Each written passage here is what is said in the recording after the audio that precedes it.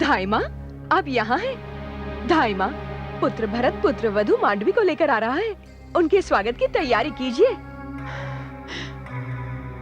तैयारी करूं? क्या तैयारी करूं? मेरे लाख समझाने पर भी अपना सबसे मूल्यवान आभूषण चूड़ामणि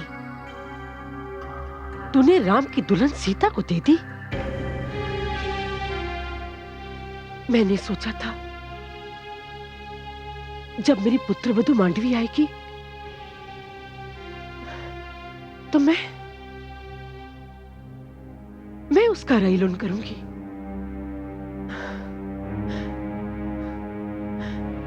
और तू उसके सर पर चूड़ामणि पहनाएगी। पर तूने मेरी सारी आशाओं पर पानी फेर दिया।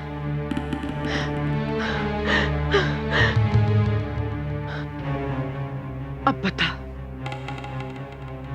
अपनी पुत्रवधू मांडवी को तू क्या देगी? धाई माँ, न जाने क्यों आपके मस्तिष्क पर बिन कारण चिंताओं का राज रहता है। हाँ, सीता और मांडवी बहनें ही तो हैं, पराई तो नहीं। अरे बावली, अब तुझे कैसे समझाऊं? माना कि दोनों में बहुत स्नेह है, किंतु सत्य ये है कि दोनों की न माता एक है और ना ही पिता। सीता मिथिलेश महाराज जनक की पुत्री है और हमारी पुत्रवधू मांडवी उनके अनुज कुशध्वज की। ये एक ऐसी सच्चाई है जिसे झुटलाया नहीं जा सकता और ना ही झुटलाना चाहिए। मेरी बात मान पुत्री, तो भी इस सच्चाई को स्वीकार कर ले।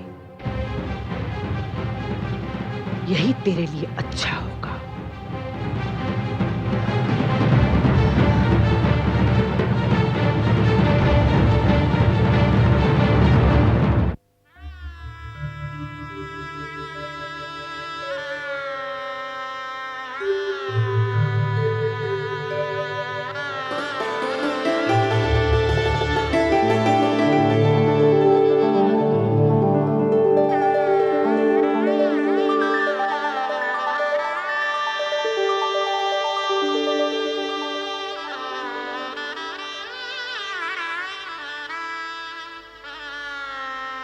देवी,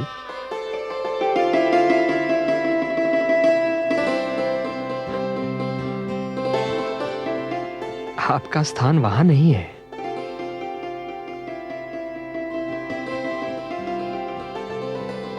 मैंने तो आपकी बहनों से कह दिया था कि आप मेरी पूर्णता का चिन्ह है, इसलिए आपका स्थान मेरे हृदय में है।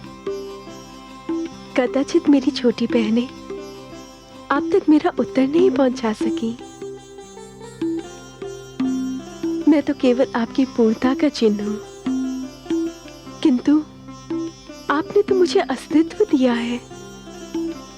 हाँ, अयोध्या पहुंचकर मुझे एक नए सत्य का भी आभास हुआ है। सत्य? मैं उत्सुक हूं सुनने के लिए।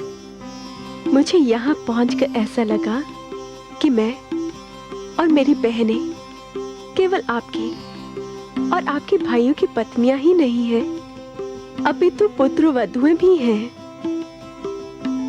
आपके माता पिता के प्रति ये हमारा उत्तरदायित्व है कि उन्हें क्षण भर के लिए भी ऐसा आभास ना हो कि हमने उनसे उनके पुत्र छीन लिए हैं।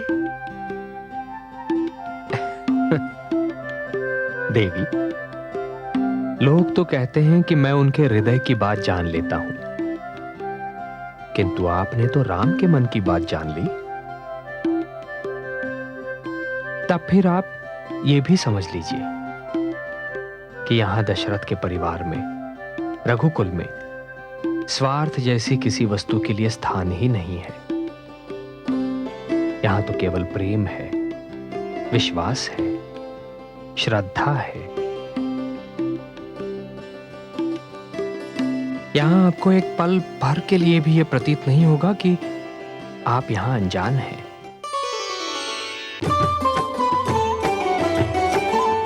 मंगल मिलन मुहूर्त सुहावन, राम सिया छवि है अति पावन। विधना सुंदर खेल रचायो, शुभ अवसर कैकेयी घर आयो। शुभ अवसर कैकेयी घर आयो। भरत मांडवी युगल सुहावे, मुदित मंथरा बले बले जावे।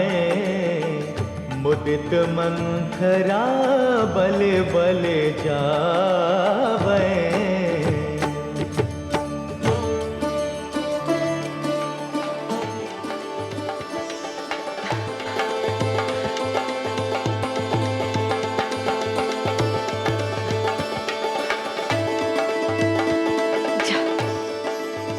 जा जा।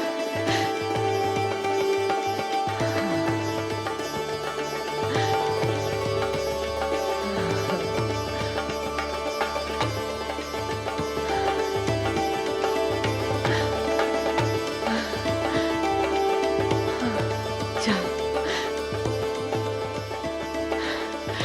जा पुत्र।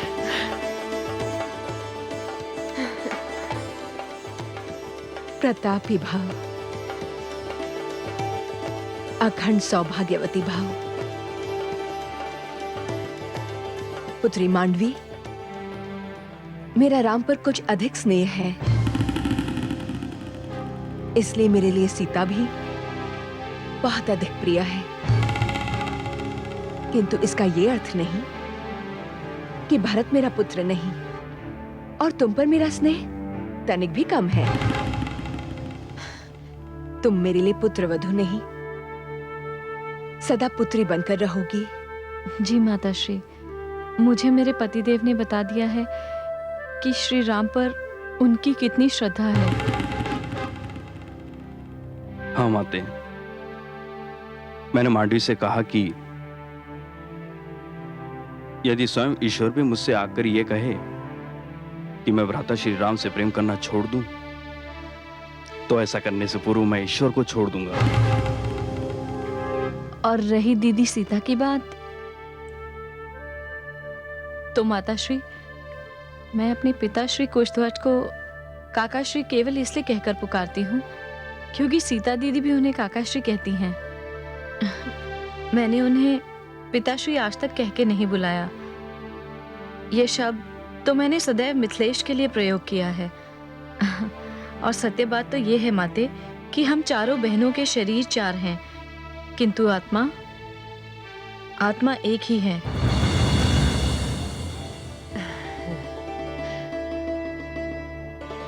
चलो, मैं तुम दोनों को तुम्हारे कक्ष तक पहुंचा देती हूँ।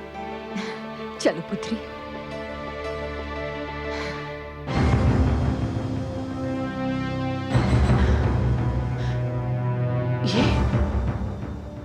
ये तो बहुत विकट समस्या है।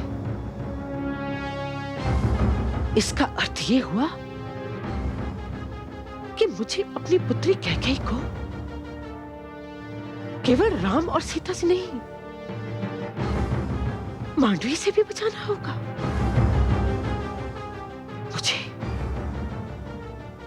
मुझे बहुत दूर तक सोचना होगा। हे प्रभु, संसार तो मुझे चक्रवर्ती बहुत पहले ही कह चुका है, किंतु सच पूछिए तो चक्रवर्ती तो मैं आज बना हूं, जब मेरे चारों पुत्र और पुत्रवधुएं इस राजभवन की शोभा बढ़ा रहे हैं। और पुत्रवधुएं भी कैसी, पुत्रियों के समान। महाराज की जय हो। महामंत्री सुमंत, कहिए अयोध्या में क्या हो रहा है? उत्सव। महाराज, गुप्तचर से सूचना मिली है कि समस्त अयोध्या मग्न है। समस्त प्रजा पुत्रवधुओं के आने का महोत्सव मना रही है। एक ही कामना प्रदर्शित कर रही है। वो क्या? यही कि अब अविलंब श्री राम को अयोध्या का युवराज घोषित कर दिया जाए। अरे आश्चर्य, हमारे बोले बिना अयोध्या वासियों ने हमारे मन की बात जान ली। हम तो अपने मन में राम को युवराज बनाने का निर्णय बहुत पहले ही ले चुके हैं महामंत्री सुमंत। तो महाराज फिर सोचना कैसा? श्री राम तो हर दृष्टि से युवराज बनने के योग्य हैं। अवश्य हैं। हम कल ही इस बारे में कुलगुरु वशिष्ठ से परामर्श करेंगे, क्योंकि हम किसी भी निर्णय पर पहुंचने से पहले कुलगुरु वशिष्ठ के विचार जान लेना चाहते हैं। बहुत ही उत्तम विचार है महाराज आपका, किंतु यह भी औपचारिकता ही होगी। कुछ भी हो, किंतु यह आवश्यक है। हाँ, एक बात ध्यान रहे। कहिए महाराज। जब तक अंतिम निर्णय नहीं हो जाता, तब तक हमारे मन की बात किसी को ज्ञात ना होने पाए, महारानियों को भी नहीं। यही रघुकुल रीति है। जो आज्ञा महाराज।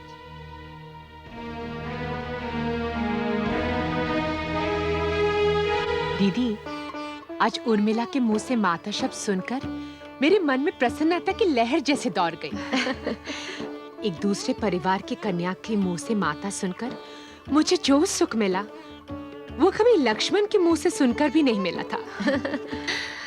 सच दीदी, मैं जिस बात से बहुत प्रसन्न हूँ और प्रभावित भी, वो है इन चारों बहनों की आपसी एकता। जब मांडवी ने मुझसे कहा कि वो 4 शरीर हैं, किंतु आत्मा एक, तो मुझे ऐसा लगा कि हम तीनों बहनों ने जो एक परंपरा बनाई थी, वो हमारे साथ समाप्त नहीं हो जाएगी, हमारे पीछे भी बनी रहेगी। सत्य कहा क्या कही, यही सबसे बड़ा वरदान है। एकता की भावना के बिना तो संयुक्त परिवार की कल्पना भी नहीं की जा सकती। यही भावना सारे परिवार को एक धागे में पिरोए रखती है। दीदी, ईश्वर करे हमारी एकता को किसी की कुदृष्टि ना लगे। हाँ दीदी।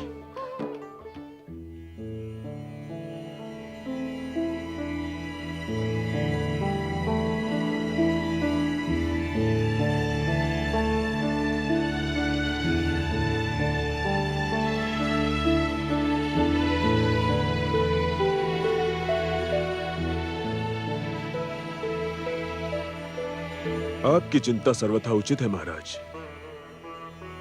अयोध्या के लिए युवराज के चयन का समय आ गया है। हाँ गुरुदेव, और मैंने तो यह निर्णय भी ले लिया है कि युवराज पुत्र राम ही होंगे। आपका क्या परामर्श है गुरुदेव? यह निर्णय अत्यंत ही महत्वपूर्ण है महाराज। इसे अपनी इच्छा और मेरे परामर्श तक ही सीमित न रखें। युवराज का चयन जनता की सहमति से ही होना चाहिए।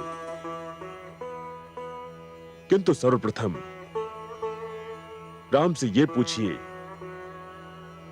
कि उन्हें इस पद में रुचि है या नहीं। यदि उन्हें स्वीकार हो तो प्रतिनिधि सभा को बुलाकर जनता की राय सुनिए। आपका उत्तराधिकारी सर्वसम्मति से ही बनना चाहिए। आपके मार्गदर्शन के लिए कोटि कोटि धन्यवाद गुरुदेव। मैं राम के विचार जानने के लिए स्वयं उससे बात करूंगा।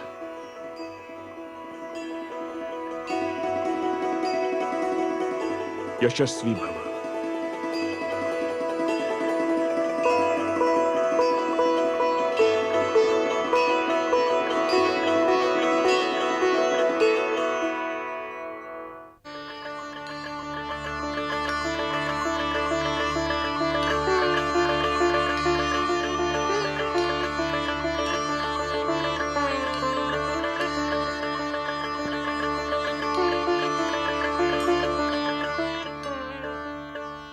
प्रणाम पिताश्री।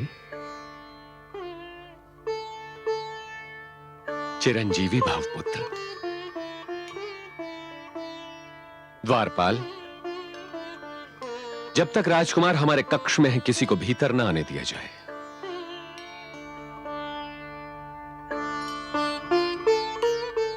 क्या कोई अत्यंत जटिल समस्या आ गई है पिताश्री, जो इतनी सावधानी बरती जा रही है? पुत्र, मैं ना तो इसे जटिल समझता हूं और ना ही समस्या। एक साधारण सी बात है, किंतु मैं ये चाहता हूं कि जब तक कोई निर्णय ना हो जाए तब तक इसकी सूचना किसी को न मिलने पाए। किंतु ऐसी क्या बात है पिताश्री? पुत्र,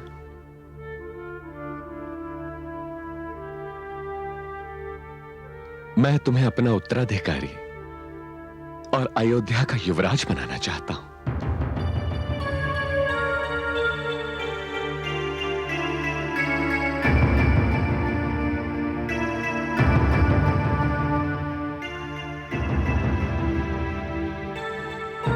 क्या बात है पुत्र, तुम मौन क्यों हो गए? क्या मैं तुम्हारे इस मौन को तुम्हारी स्वीकृति समझूं? नहीं पिताश्री, मेरे मौन का कारण मेरी स्वीकृति नहीं है, केवल ये कि आपके आदेश की अवहेलना करने का साहस मुझ में नहीं है। सत्य तो यह है पिताश्री कि युवराज पद या राजपाट की कोई भी इच्छा मेरे मन में नहीं है। और फिर मेरा यह विश्वास भी है पिताश्री कि इस पद के योग्य अनुज भरत अधिक है। वो राजनीति भलीभांति जानता है। पुत्र, मुझे भरत की योग्यता में तनिक भी संदेह नहीं, किंतु तुम में एक ऐसी विशेषता है जो मेरे किसी भी पुत्र में नहीं, भरत में भी नहीं। ऐसी क्या विशेषता है मुझ में? ज्येष्ठता। तुम मेरे ज्येष्ठ पुत्र हो और परंपरा अनुसार राजा का उत्तराधिकारी उसका ज्येष्ठ पुत्र ही होता है। परंपरा कुछ भी हो पिताश्री, किंतु योग्यता ज्येष्ठता से अधिक महत्वपूर्ण होती है। ज्येष्ठता योग्यता का पर्याय कभी नहीं बन सकती पिताश्री। और फिर उत्तराधिकारी का चुनाव तो प्रजा की इच्छा अनुसार ही होना चाहिए। यह भी तो अयोध्या की परंपरा है। अयोध्या की प्रजा की इच्छा मैं जानता हूं पुत्र। गुप्तचरों ने मुझे सूचना दी है कि समस्त अयोध्यावासी तुम्हें युवराज के पद पर देखना चाहते हैं। पिताश्री, यह आवश्यक नहीं कि किसी की ख्याति और प्रसिद्धि को उसकी योग्यता का प्रमाण मान लिया जाए। जब तक मुझे संतोष न हो कि मैं इस पद के योग्य हूं, मैं यह पद स्वीकार नहीं कर सकता।